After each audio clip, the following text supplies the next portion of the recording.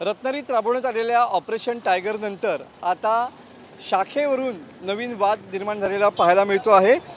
बाळासाहेब ठाकरे यांच्या कारकिर्दीमध्ये रत्नागिरी जिल्ह्यातील ही पहिली साळवी स्टॉप येथील ऐतिहासिक शाखा या ठिकाणी सुरू झालेली होती आणि याच ठिकाणी नागरिकांचे न्यायनिवाडे या ठिकाणी केले जात होते।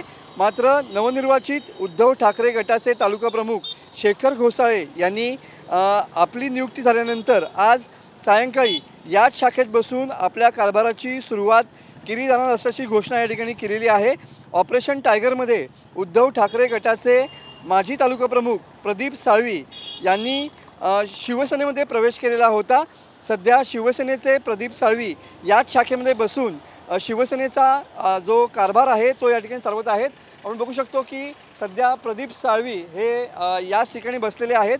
उद्धव ठाकरे गटाचे तालुका प्रमुख आणि शिवसेनेचे नेते प्रदीप साळवी या दोघांनीही याच ठिकाणी येऊन आपला कारभार पाहणार असल्याचं या ठिकाणी जाहीर केलेलं आहे। त्यामुळे ही शाखा नेमकी कुठल्या पक्षाची याची उत्सुकता लागून झालेली पाहायला मिळते आहे। प्रदीप साळवी आणि शेखर घोसाळे हे दोघेही राजकारणातील मित्र आहेत, त्यामुळे आमच्यामध्ये कुठलाही वाद या ठिकाणी होणार नाही असं दोघांकडून या ठिकाणी सांगण्यात आलेलं आहे। मात्र साळवी स्टॉप शाखा नंबर 1 इथं अजूनही उद्धव ठाकरे आणि आदित्य ठाकरे यांचेच फोटो असलेले पाहायला मिळतात।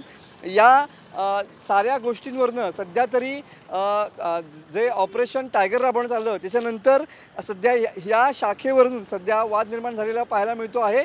दोन्ही पक्षाचे म्हणजे उद्धव ठाकरे पक्षाचे आणि शिवसेनेचे जे दोन्ही नेते आहेत ते याच ठिकाणाहून आपला कारभार हाकणार असल्याचं जाहीर केल्यामुळं नक्की या शाखेवरती दावा कोण करणार याची उत्सुकता लागून झालेली पाहायला मिळते। कॅमेरामन समित गजनेसह मी मनोज लेले, TV9 मराठी, रत्नागिरी।